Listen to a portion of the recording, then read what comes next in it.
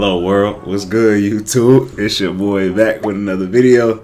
Hey man, it's been a minute, it's been a while, but I'm back, man. You know, I had my off season, fall training just now getting started, so I'm trying to get these videos out for y'all. I got a few in mind. Obviously, if you have any like suggestions or whatever, go ahead and just like DM me on Instagram.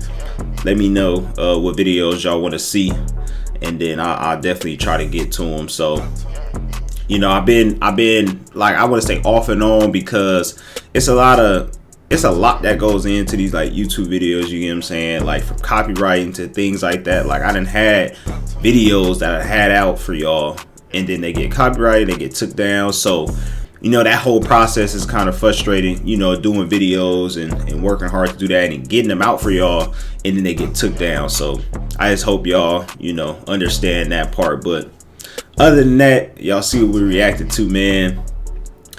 NCAA 100, I was in the previous year. So when I first got to Oregon, I made it in the 100. I did make it in the 200.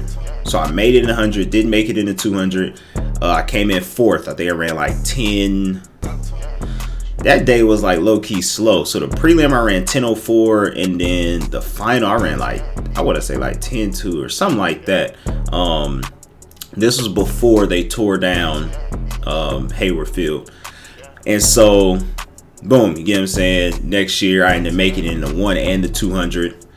And so, yeah, man, you know, we was locked and loaded. I had the 4x1 prior to this, so I was kind of warmed up a little bit. As you can see, the crowd was packed. Stadium was booming. Records was getting broke all day long. It's definitely a fast track. This was my first time ever running in Texas.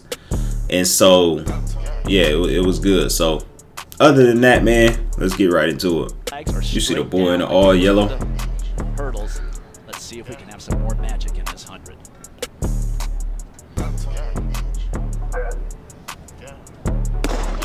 Oduduro out much better today.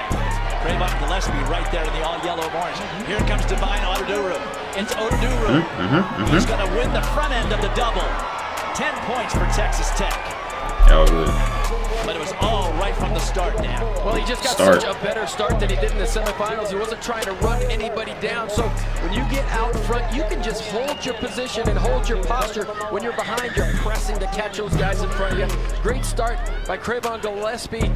And next to him, I think that really did wonders to push Divine Oduduro. But look at this arm action and that back end arm action. Just beautiful. That was legit. Yeah, I would say that was like a crazy race. Obviously, that was my PR. It was a fast race, and like they said, or like the announcer said, his start wasn't as good the day before. So prior to it, and he definitely had a great start in the final. And so yeah, it was a battle. We had our battles throughout college. I think we raced a couple times in regionals and stuff like that. So it was a great race. The field was loaded. The field was loaded for sure. And if I'm not mistaken, don't quote me, but quote me, I think this was the first time in NCs where the top 3 runners went sub 10. Like legal though, like, you get what I'm saying? I don't know, don't quote me. That's what I was told. Y'all can look it up because I'm pretty sure y'all gonna look it up. You get what I'm saying? I'm just going off the top of my head what I was told, but it was definitely a fast race. It was a fast race because most of these guys ran sub 10 prior to this. I ran sub 10 at Pac-12s, and then some of them ran it at SECs and so on and so forth. But yeah, let's break this down real quick. Oduduro out much better. So I say this was probably one of my best starts of the year. Like Pac-12s in this race was one of my best. And it really just came down whoever had the best start. Like we obviously all run good in the 200. So, you know, the strength was going to be there. I say for me, I feel like I came up too early out of my drive. Not saying I didn't think he was going to get out as good as he did, but it definitely like got me off guard a little bit. You get what I'm saying? Because I'm not saying he don't always get out good, but as I watched film of his race the day prior, you get what I'm saying? I'm like, okay, well, I know I have a pretty good start. So if I jump out on him, you get what I'm saying? That's going to put pressure on him.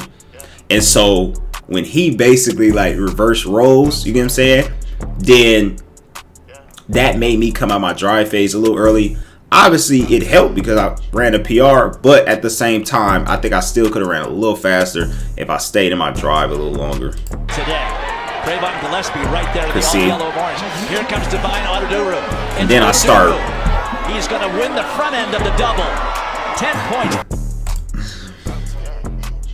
I felt myself like make a surge a little bit, but it was a fast race. When I tell you, it went by so fast, like you could barely even think in that race. Like you couldn't even. It was no room for error basically in that race. Like it just went by in a blink of the eye. Like that was crazy for sure. All yellow orange. Here comes Divine Autoduru. It's Autoduru. He's going to win the front end of the double. 10 points for.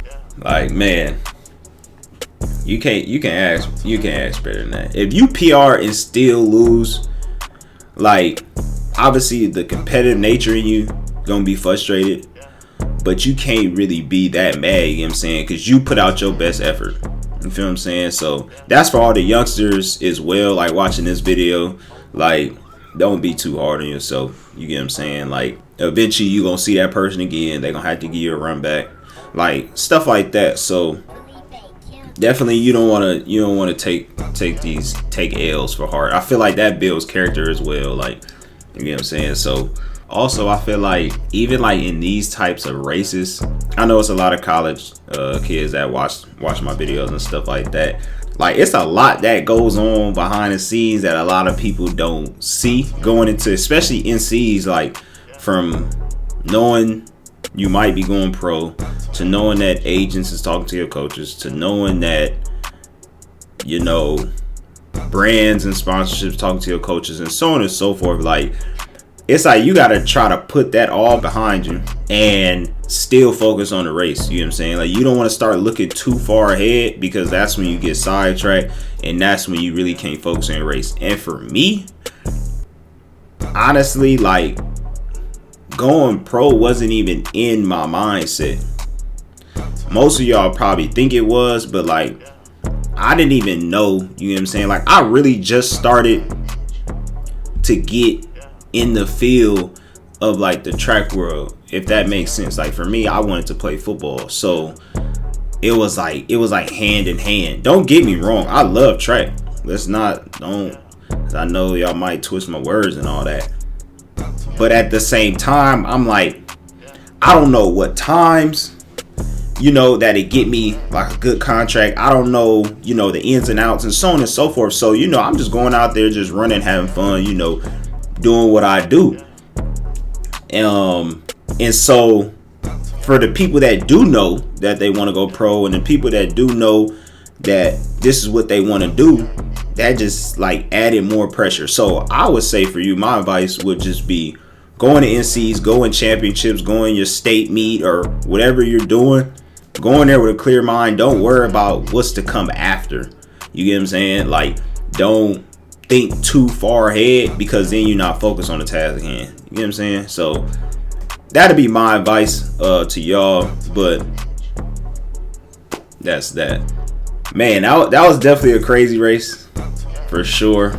It was obviously my PR, so I enjoyed it. But like I said, man, I'm gonna try to continue to bang these videos out for y'all. I appreciate y'all rocking with your boy, and I'm out.